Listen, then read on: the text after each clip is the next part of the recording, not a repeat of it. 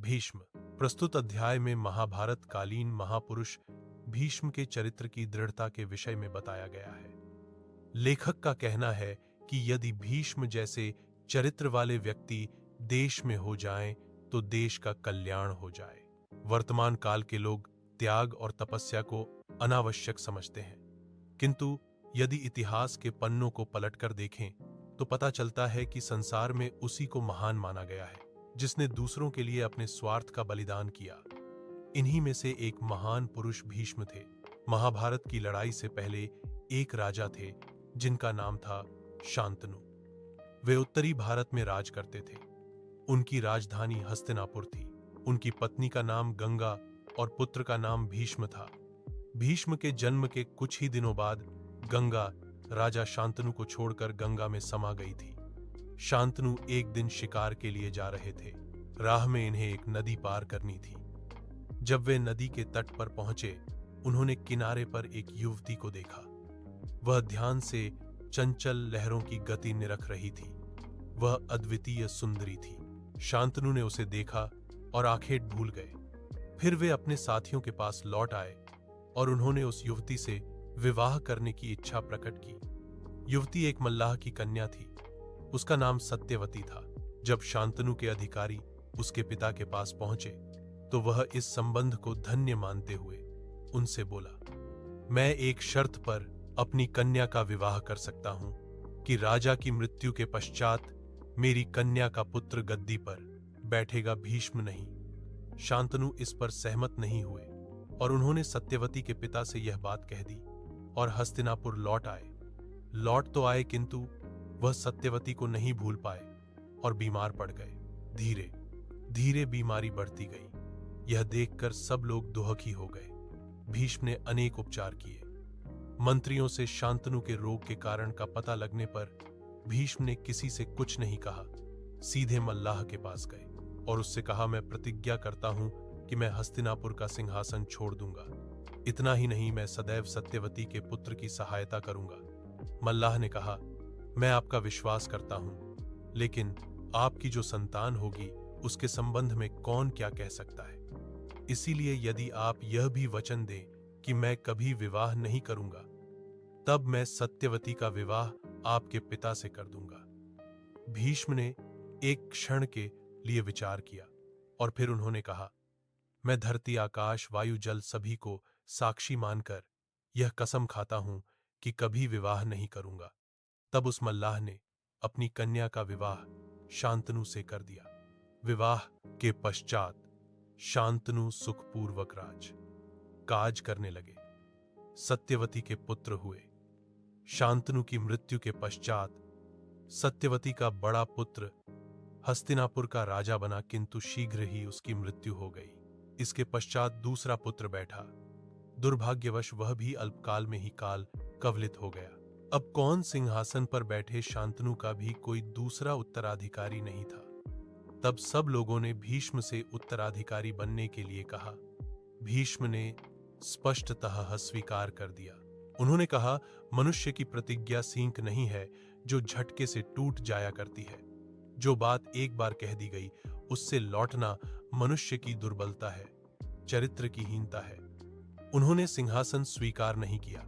आज जब हम देखते हैं कि एक धूर धरती के लिए लोग नाना प्रकार से पाप करते हैं, तब हमें भीष्म के कथन की महत्ता समझ में आती है। भीष्म के चरित्र की यही विशेषता थी कि जो प्रतिज्ञा कर लेते थे उससे नहीं हटते थे। एक नहीं, उनके जीवन में इस प्रकार के अनेक उदाहरण हैं। उनके जीवन में ही महाभारत का युद्ध आरंभ हो गया। भीष्म कौरवों की ओर से लड़ रहे थे, कृष्ण पांडवों की ओर थे। कृष्ण ने कहा था, मैं अर्जुन के रथ का सारथी बनूंगा, लड़ेंगा नहीं। भीष्म ने प्रतिज्ञा की, मैंने ठान लिया है कि मैं कृष्ण को शस्त्र उठाने को विवश करूंगा। सूरदास ने सुंदर गीत लिखा, पंक्तियां, आजू हरि शस्त्र गहाऊं। भीष्म ने बाणों का प्रहार आरंभ किया। उनके बाणों के प्रहार से पांडवों की सेना का ऐसा संहार होने लगा कि कृष्ण को विवश होकर चक्र उठाना ही पड़ा। बस इतनी ही बात थी। उन्होंने कृष्ण से कहा, मेरी प्रतिज्ञा पूरी हो गई, आगे कुछ नहीं चाहता। इसी से भीष्म की प्रतिज्ञा का महत्व समझा जाता है। भीष्म प्रतिज्ञा कहावत हो गई है।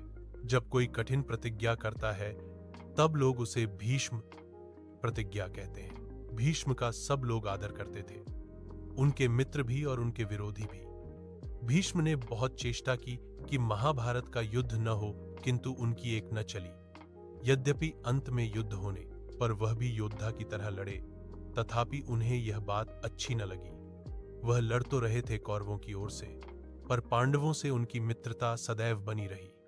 अर्जुन के लिए उनके हृदय में बहुत स्नेह था। पांचों पांडव उन्हें श्रद्धा की दृष्टि से देखते थे।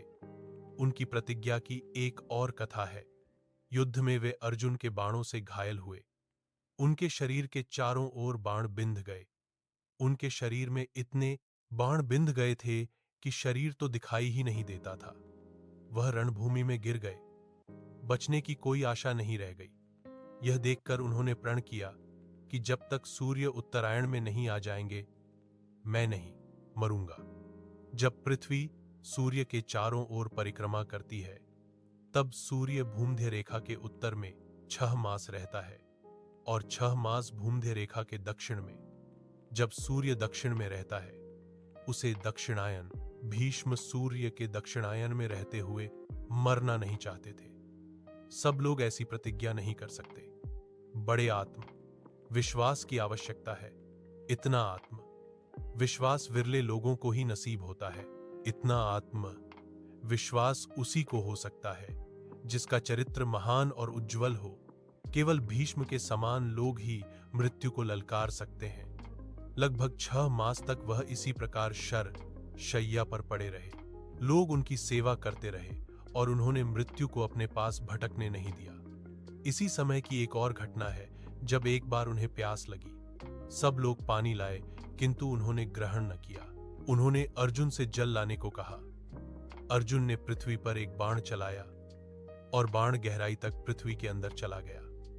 पृथ्वी के अंदर बाण धंसते ही उस जगह से एक जल की धारा फूट निकली। तब भीष्म ने वही जल ग्रहण किया और उन्हें शांति मिली। जब उनकी मृत्यु का समय निकट आ गया, पांडव उन्हें देखने आए।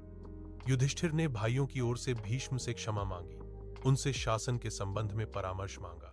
भीष्म ने ऐसी बहुत सी बातें उन्हें बताईं जो महाभारत की पुस्तक में ब्यौरे से लिखी गई हैं। ये बातें बड़ी अनुभव तथा महत्व की हैं, जो हर पीढ़ी के व्यक्ति के काम आ सकती हैं। भीष्म का बल असाधारण था, किंतु उनका चरित्र उससे भी असाधारण था।